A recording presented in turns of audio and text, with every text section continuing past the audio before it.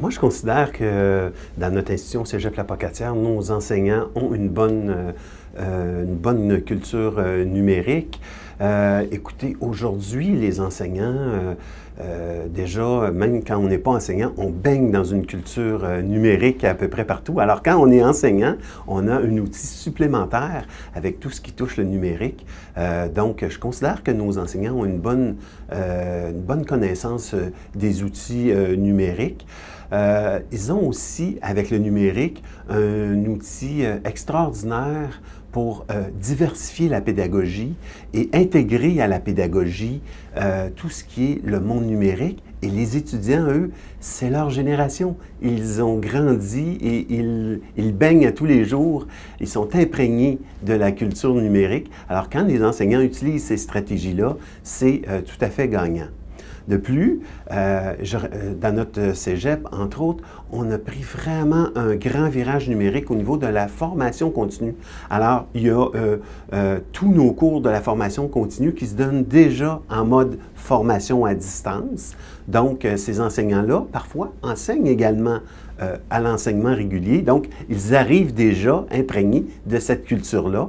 Ça leur permet d'échanger aussi avec leurs collègues pour parler de leurs expériences qu'ils ont vécues en utilisant la formation à distance ou diverses stratégies numériques auxquelles ils ont utilisées par leurs expériences de travail.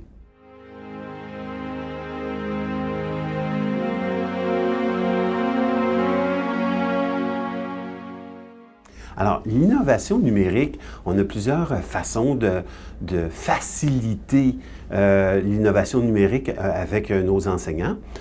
Premièrement, dans le réseau des cégeps au Québec, nous avons des REPTIC. Alors, des répondants des technologies de l'information qui travaillent avec le numérique. Alors, ces 48 répondants REPTIC sont réseautés ensemble, échangent, ont des colloques, ont des moyens de communiquer ensemble, d'échanger leur expertise et ils sont un premier point d'ancrage, un premier point de repère pour les enseignants qui veulent développer des stratégies numériques de ce côté-là. Alors, ça, c'est au niveau des 48 cégeps et à l'intérieur de notre cégep, nous avons développé un CAPTIC, donc c'est un laboratoire qui existe et qui est complètement aménagé pour permettre aux enseignants d'expérimenter, de développer, de se pratiquer, d'intégrer les stratégies numériques et les aspects de tout l'enseignement numérique dans leur pratique de tous les jours. Donc, ils ont un laboratoire qu'ils peuvent utiliser, qui est tout bien équipé pour qu'ils puissent expérimenter leur stratégie numérique, leur stratégie pédagogique, les adapter, intégrer l'aspect numérique à l'intérieur de ça. Et on a notre répondantique qui, lui, est toujours disponible pour accompagner les enseignants de ce côté-là. Dans notre région, on a également, nous avons le FADIO, donc c'est un regroupement interordre de tout le Bas-Saint-Laurent où on retrouve dans le fond des répondants qui travaillent ensemble à développer tout ce qui est la formation à distance. Ils sont surtout concentrés sur la formation à distance et elle est interordre, donc ça touche le primaire, le secondaire, le collégial et l'universitaire. Alors, ils sont tous regroupés autour d'une grande table et il y a beaucoup d'échanges d'expertise qui va se dérouler avec notre programme FADIO dont les cégeps de l'Est font partie.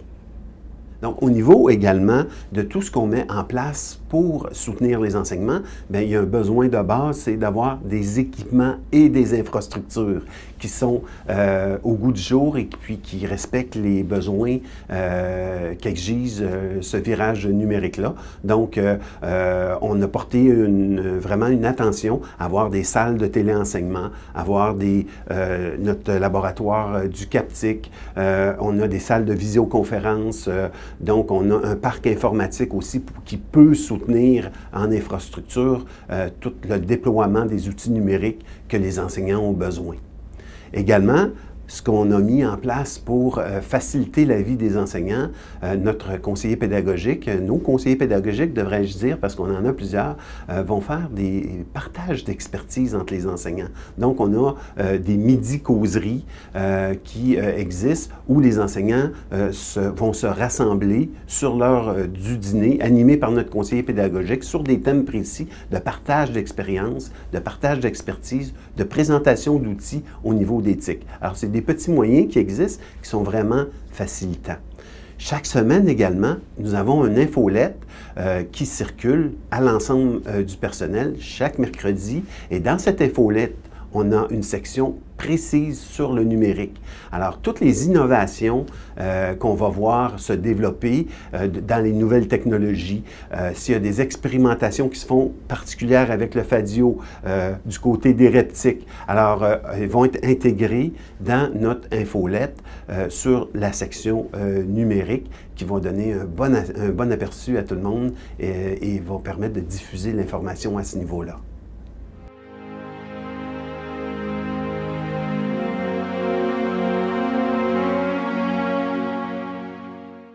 Alors, les défis du côté de la direction des études, c'est vraiment de soutenir nos enseignants.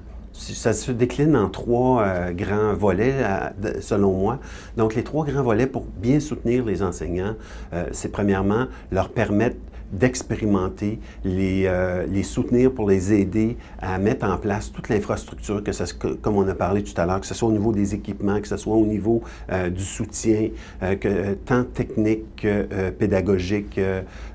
Donc, ce soutien-là, il devient primordial si on n'est pas là, nous, à la direction, pour soutenir ça. Malheureusement, ça risque de rencontrer de grands défis dans l'organisation pour les déploiements. Vous savez, les directions, les directeurs, les cadres, nous, on n'enseigne pas, on ne rencontre pas d'étudiants, on utilise dans notre travail le numérique, mais il faut vraiment qu'on puisse se mettre au service pour enlever les obstacles et soutenir les enseignants de ce côté-là. Premier défi, donc vraiment les soutenir, enlever les clôtures qu'ils ont devant eux, les barrières, les obstacles, pour leur permettre d'avoir des conditions facilitantes, stimuler cet aspect-là. Deuxièmement, je crois que ce qui est très important, on doit mettre en place tout un arsenal de moyens pour former nos enseignants. Donc, on ne devient pas spécialiste en enseignement d'éthique avec toutes les panoplies de moyens numériques qu'il y a aujourd'hui. C'est impossible d'être un spécialiste de tout. Donc, il faut permettre à nos enseignants d'avoir accès à de la formation et du soutien vraiment professionnel et ça se met en place et c'est un incontournable de ce côté-là. Puis, on parle beaucoup des enseignants, mais il ne faut pas oublier aussi nos étudiants. Donc, je pense par exemple à un cours de formation à distance. Bien, peut-être qu'une semaine avant le cours, on doit faire une première rencontre avec les étudiants en formation à distance. On a vécu cette expérience-là et en faisant cette rencontre-là une semaine avant, où là, ce n'est pas un cours comme tel, mais chacun va s'approprier la technologie, va voir s'il est capable de se brancher, comment faire pour poser une question. Ah, il y a un bouton pour lever la main. Donc, explorer la plateforme d'enseignement numérique, se l'approprier avant d'être dans le premier cours. Ça l'enlève un très, très gros stress à l'étudiant.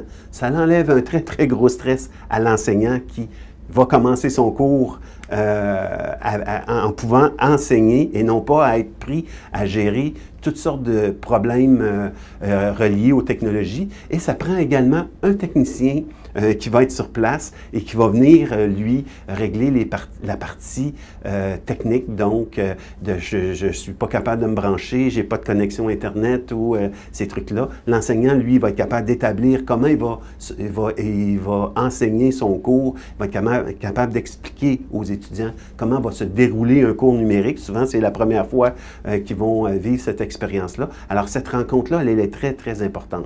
Donc, c'est stimuler nos enseignants, leur enlever les barrières. Deuxièmement, former les enseignants, former nos étudiants. Et finalement, le grand défi de la direction des études, c'est de trouver, je vous dirais, le moyen d'installer le numérique dans son organisation. Comme j'ai dit tout à l'heure, notre clé qui va nous faire vivre des succès en numérique, c'est les enseignants. Et on doit actuellement, un des grands défis qu'on a, c'est de trouver des ressources financières pour leur permettre d'avoir du temps pour s'approprier ces outils-là, intégrer le numérique à l'intérieur de leur enseignement. On a des spécialistes de la pédagogie et là, il faut concilier ça avec des outils numériques qui changent continuellement, qui s'améliorent, qui arrivent avec des nouvelles plateformes, tout ça. Alors, ça prend un temps pour commencer la première fois à tout intégrer ça. Alors, ça prend un soutien financier à l'enseignement, qu'on lui trouve une place dans sa tâche pour installer son cours, même si on en a beaucoup qui font du bénévolat et j'ai beaucoup de respect pour ça, mais je crois aussi qu'il faut être capable de les soutenir financièrement pour qu'ils puissent s'installer dans ce type d'enseignement-là. Et par la suite, il faut être capable aussi de les soutenir sur l'aspect d'amélioration continue de leurs compétences et d'évolution parce que c'est un monde qui change chaque jour.